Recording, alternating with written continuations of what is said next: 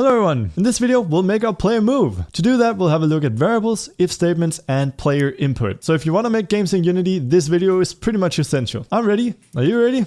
Let's go. Before we get started, I just want to mention that you can now download the project files and the scripts from each video over at DevAssets. So if we go to devassets.com, this is a website I created where you can download really high quality 3D models such as this Western props pack. We have a modern weapons bundle, some cool looking sci-fi vehicles and a lot more. If we go to browse, scroll down to the bottom here and click how to make a game, we get to this page where you can download all of this stuff. I've seen a lot of tutorial makers make their project files paid, but I don't really think that's fair to you guys. Instead, as with everything on the site here, I've made it pay what you want, so you can of course go ahead and grab it for free or choose to support me with some amount. You can just click the one that you can afford here and then hit the blue button and you're good to go. So back to the video. In the last one we made our cube fly forward by adding a force. Right now our primary issue with this is that our player doesn't stay on the ground, he just starts rotating and jumping and goes crazy. One way to fix this is to go to the player, find the rigid body and add some constraints. We could for example freeze the rotation on the x-axis and that should result in smooth movement. However, we do want our cube to be able to rotate so that when he collides with something it's going to look cool. So let's uncheck that and instead let's create a physics material. The reason for the cube jumping around is that by default there's friction between the cube and the ground. By using a physics material we can choose how much friction we want. So let's right click in the project, go create and then select physics material. We can rename this to something like slippery and we can set both the dynamic and the static friction to 0. Then we can drag this onto our ground. And you can't see it being applied, but if we go ahead and select our ground, we can see that the material under the box collider is now set to slippery. And that means that if we hit play now, there's no friction between the cube and the ground and he's just going to slide off. And that's without restraining his rotation. So if we now select the player and double click on our player movement script. On this line, we're adding a forward force of 2000 and then of course multiplied with time.delta time. However, it would be really neat if we were able to modify this value in the inspector instead of just hard coding this into the line. To do that, we use variables. In C# I like to think of variables like containers. Just like you can store items in a box, you can store data in a variable. In the beginning, we focus on storing simple values like numbers or text, but variables can be used to store way more complicated data. Each variable is given a name. This pretty much just means slapping a label on the container so that each time we use that name it refers to the data of the variable. We also have to specify what type of data we want to store. For starters, you should learn and memorize the 4 fundamental data types. Integer, we just write int. This stores a whole number. It can also be negative. Float, this stores a number with decimals. String, this stores a piece of text. And boolean, we just write bool, and this is the simplest of all the data types because it can only have 2 values, true or false. So creating a variable looks like this.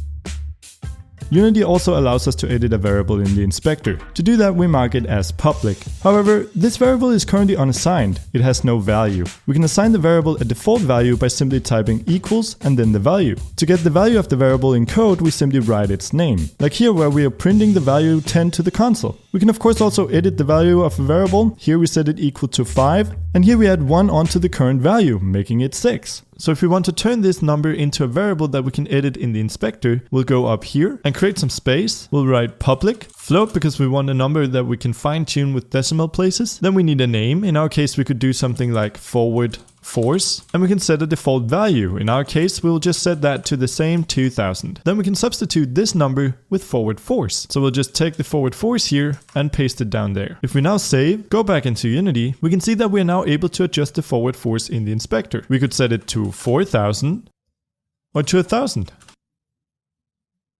If you click and drag on it, you can even fine tune like this. And you can even edit it while playing. So now of course we need to change this comment here. Instead we'll change it to something like add a forward force. And it's time to have a look at doing some player input. Now the fundamental thing to understand when doing player input is the if statement. If you make some room beneath our add force method here, we can write if, open and close a parenthesis, and then open and close some curly brackets. This is the basic structure of an if statement. If statements allow you to only execute code if a certain condition is met. This is where you put your code, and inside of these 2 parentheses is where you put your condition. Sometimes it's really simple, say comparing 2 numbers. We could write if 3 is bigger than 2. Of course this is always going to be true and so this will always be called. We can also say if 3 is equal to 2 And this is of course false, so this code will not be called. We can also write other stuff, say if 1 is equal to 2 minus 1, and this is of course true, or we could put not equal to, and now it's false. But this is only the stuff we can do with numbers. We can also put other stuff in here. If we want to check if the user is pressing a certain key on the keyboard, we'll go input.getKey, and here we'll also open and close a parenthesis, and in here, in quotation marks, we write the key we want. So in our case, we want D to go to the right, and now everything we put inside of these two curly brackets is only called when the user presses D. So we could of course just go ahead and add some more forces here. Let's say rb.addForce, and in this case we don't want to add a force on the z-axis, we want to do it on the x, meaning right and left. So we can go in here and add some numbers, say 500. We'll then do 0 on the y and 0 on the z. Remember to close it off with a semicolon. Of course we want to multiply our 500 with time.delta time,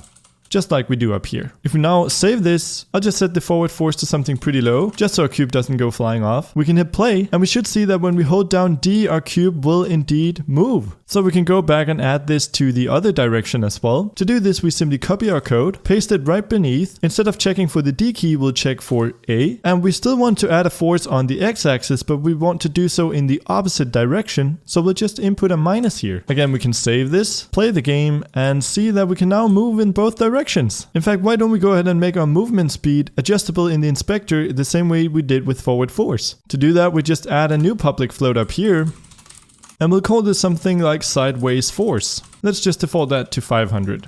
By the way, when we're dealing with float variables, you will notice me writing an F at the end of the number. This just signifies that we're talking about a float number. In some cases, we can leave it out, like here, but other times Unity will complain, so it's a good idea to get in the habit of just doing it every time. Again, this only applies to floats, not integers. So now we can take our sideways force and paste it instead of the 500 here, and instead of the 500 here as well. You'll notice that it's still fine putting a minus here. When we run the game, this is just going to be equal to 500, or what we said in the inspector. So let's save this.